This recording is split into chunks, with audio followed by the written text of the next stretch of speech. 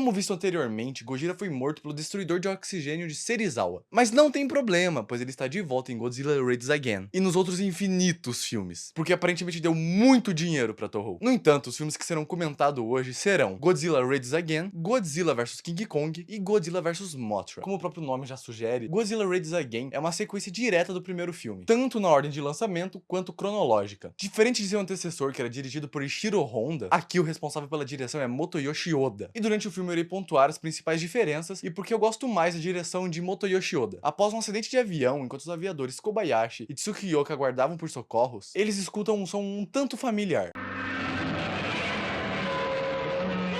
Gojira, o qual estava lutando com outra criatura. A cena então corta para um grupo de cientistas, junto com o nosso querido Dr. Yamane, discutindo sobre Gojira e a tal criatura a qual ele lutava contra. Segundo as descrições, descobrimos que tal criatura chama-se Anguirus. Dr. Yamane exibe trechos dos antigos ataques de Gojira, com o intuito de criar alguma estratégia que possa derrotá-lo novamente, porém sem sucesso. Sua única ideia então é utilizar bombas de luz para afastar Gojira das cidades. Gojira então é visto a caminho da cidade de Osaka. É iniciada uma evacuação da cidade, juntamente com o plano de utilizar bombas de luz para afastá-lo da cidade. O que inicialmente estava dando certo, porém um acidente de carro causado por criminosos em fuga resulta em uma enorme explosão e, consequentemente, uma forte luz, atraindo novamente Gojira para Osaka. E aqui eu gostaria de pontuar as principais diferenças entre os filmes e seus diretores. A primeira coisa que podemos notar é que o primeiro filme arrecadou muito dinheiro, e vemos o resultado disso na sua sequência, onde os efeitos práticos visuais evoluíram muito, como nessa cena, por exemplo, e também na grande quantidade de explosões. Já a respeito da direção, enquanto Honda optava por uma temática mais séria e com elementos de terror, Oda decidiu seguir por um contexto de ação e luta entre os kaijus, como podemos perceber no momento em que Anguirus chega no local e enfrenta Gojira. Após bons minutos de porradaria franca, Gojira sai como vitorioso, matando Anguirus com uma mordida no pescoço. Após isso temos um trecho bem grande da trama dos humanos, a qual eu não vou me aprofundar, afinal, em um filme de monstros gigantes, eu quero ver justamente os monstros gigantes. Após bons minutos de uma trama extremamente simples, voltamos ao que importa. Após o fim da sua luta contra Anguirus, Gojira se dirige até uma ilha coberta de gelo, a qual os seres humanos aproveitam para prender Gojira no gelo. Utilizando explosíveis, eles têm sucesso. Gojira, então preso no gelo, acaba congelando e formando um iceberg, encerrando o filme. Podemos notar mais algumas diferenças sutis entre o primeiro e segundo filme, como por exemplo o próprio design do Gojira, o qual, diferente do primeiro filme, aqui ele possui uma cabeça ligeiramente mais estreita e com olhos maiores, deixando-o menos intimidador. Seu corpo é mais magro e mais ereto. Já o traje do ator que o interpretava é mais leve, permitindo uma maior facilidade dos movimentos nas cenas de luta. Agora, em Godzilla vs King Kong, aqui a direção ela volta para as mãos de Ishiro Honda. E a primeira e principal diferença é que agora o filme ele tem cores, visto que existe quase uma década de diferença entre os filmes. O filme começa quando um submarino encontra o iceberg que Gojira foi preso no segundo filme. Após o descongelamento do iceberg e desaparecimento de tal submarino, somos levados à tama de um empresário, o Mr. Taco, patrocinador de um programa de TV. Porém, a audiência de tal programa está baixa. Taco, após ouvir relatos de um monstro gigante em uma ilha isolada, acreditando que possa alavancar sua audiência, manda 2 de seus subordinados para tal ilha, para encontrarem tal monstro. Ao chegarem, são recebidos pelos nativos. E eu gostaria de comentar como a retratação dos nativos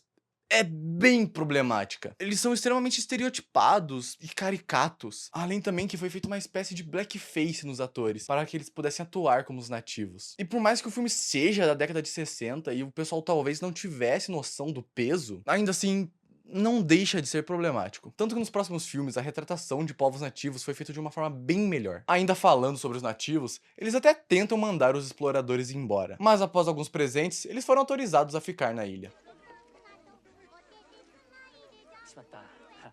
飴玉用意してきてなかったな。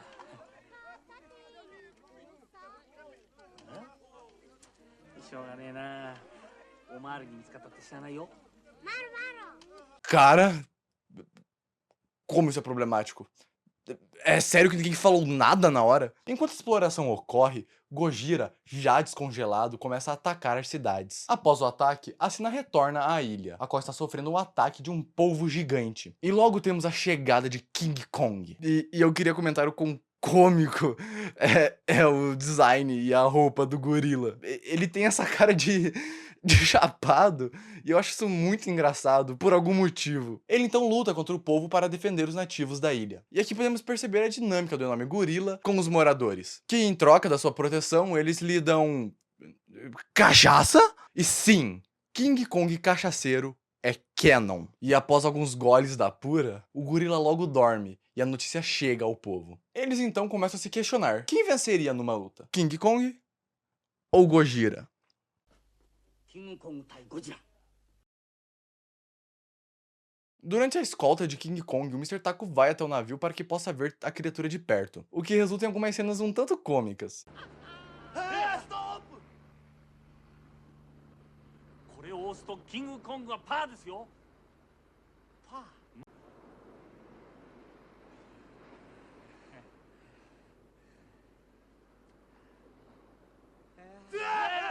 Eu, pelo menos, ri na hora. Não demora muito até King Kong despertar e se soltar. Agora, além de Gojira, o Japão também precisa se preocupar com King Kong. Após algumas cenas de Gojira destruindo as cidades, eles logo se encontram. Porém, ao invés de lutarem, eles só começam a berrar um pro outro. Porém, após uma baforada atômica, King Kong recua e desiste da luta. Por enquanto. Os humanos até tentam lidar com as criaturas, uma de cada forma: choques para Gojira e sonífero para King Kong. Porém, sem sucesso, eles decidem fazer com que as criaturas se enfrentem. Utilizando balões, sim, balões, King Kong é levado até Gojira. E faltando 10 minutos pro filme acabar, eles finalmente vão se enfrentar. O gorila agarra a cauda da lagartixa, porém, de uma forma completamente enfadonha, é derrubado. Ele até tenta jogar pedras, porém sequer surge efeito. Então eles logo partem para um mano a mano sincero. O que parecia ser uma esperança para o gorila, logo vira uma piada. Puta que pariu, que macaco burro! E após 3 toneladas de porrada, um raio atinge o gorila, dando a ele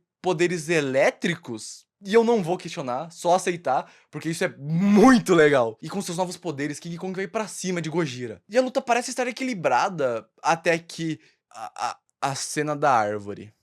Quem que teve ideia disso? Definitivamente não são os melhores dias para o lagarto. Durante uma intensa troca de socos sinceros, eles acabam por cair no oceano. E podemos ver ao longe King Kong, o que indica que ele saiu vitorioso. Porém,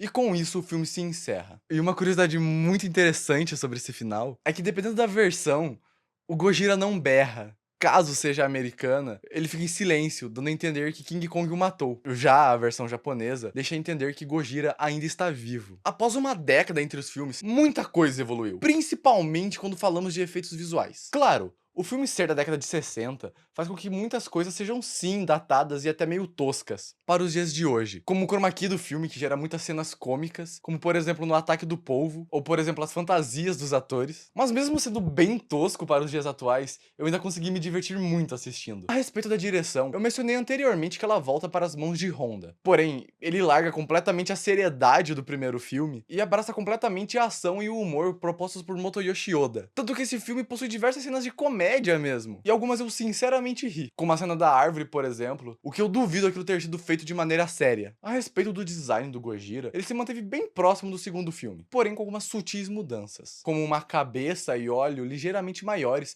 deixando ele ainda menos ameaçador, o seu corpo é levemente mais robusto e volumoso, e o traje do ator é ainda mais leve para as cenas de ação. Agora, seguindo para Godzilla vs Mothra, o filme se inicia quando um ovo gigante é trazido para a costa devido a uma forte tempestade, e como não é comum encontrar um ovo gigante, um grupo se reúne ao redor para que possam estudá-lo. No entanto, um rico empresário chega ao local dizendo que comprou tal ovo, e que agora ele é sua propriedade. Após isso, descobrimos que ele possui afiliação com Torohata, um homem ainda mais rico e com mais influência. E juntamente com isso descobrimos que o plano deles é montar um parque temático ao redor do ovo, com o intuito de arrecadar ainda mais dinheiro. Durante sua conversa, eles são visitados por 2 pequenas sacerdotisas, as quais pedem para que devolvam tal ovo. Eles até tentam capturá-las, mas sem sucesso. Então elas pedem ajuda para o grupo de protagonistas, dizendo que elas vêm de uma ilha pacífica e contando que o ovo é o ovo de Mothra. Porém, ele foi levado da ilha durante uma forte tempestade. E elas afirmam que caso o ovo se choque, a criatura que sairá de lá causará problemas. Não por ser mal, mas sim por caçar comida. O grupo então vai até o, entre parênteses, dono do ovo, para negociar e pedir para que lhe o devolva. Porém,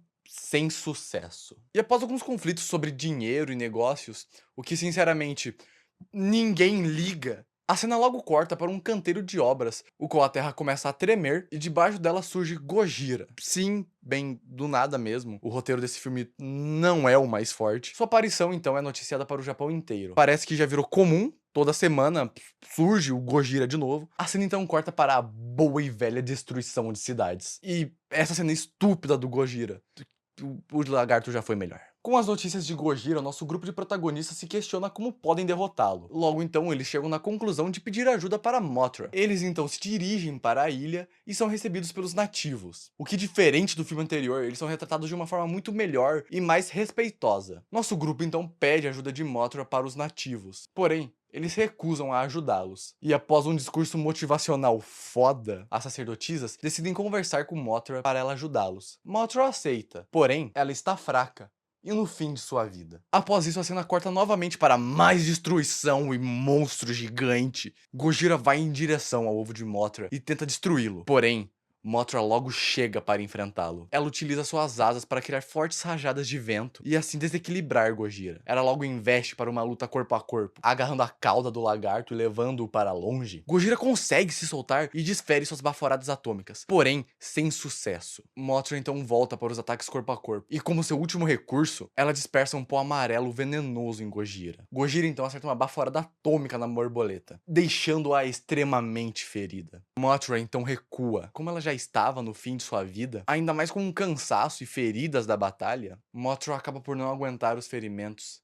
e morre. Enquanto isso, Gojira volta a destruir o restante do Japão. Soldados até tentam contê-lo, porém sem sucesso. A cena então logo volta para o ovo de Mothra, onde dele eclode duas larvas, e sucessoras de Mothra. Tanto as larvas quanto Gojira se direcionam para uma ilha e dão início ao seu combate. Uma das larvas morde a cauda do lagarto, o que aparentemente doeu bastante. Gojira consegue se soltar, porém não muito demora para que a segunda lagarta começasse a cuspir uma espécie de teia nele. As duas então começam a cuspir teia incessantemente em Gojira, debilitando-o cada vez mais. Já extremamente debilitado, Gojira cai ao mar derrotado. As larvas então voltam para a ilha, assim encerrando o filme. Godzilla vs Mothra manteve-se na mão de Ishiro Honda, e ele claramente gostou da nova imagem de Gojira. Agora não mais aquela criatura que representava o terror das armas nucleares e as guerras, agora tornou-se uma espécie de atração e luta entre monstros gigantes. E a respeito da diferença entre o design do filme anterior e esse, não existe muita coisa realmente notória, além de que sua cabeça voltou a ser mais fina e com olhos pequenos, trazendo novamente aquela aparência ameaçadora. Godzilla segue sendo uma espécie de vilão, porém isso eventualmente muda nos futuros filmes, e dependendo da era. E sim, Godzilla possui eras. Atualmente estamos na era Showa, e dentro dela possui alguns filmes. Assim que eu ver todos os filmes da era Showa, eu vou comentar sobre suas principais características. Eu só não vou fazer isso agora para evitar spoilers. E a respeito dos filmes, até o momento eu venho me divertindo bastante assistindo eles, mesmo com todas as limitações da época. E aqui estão minhas notas para cada um deles.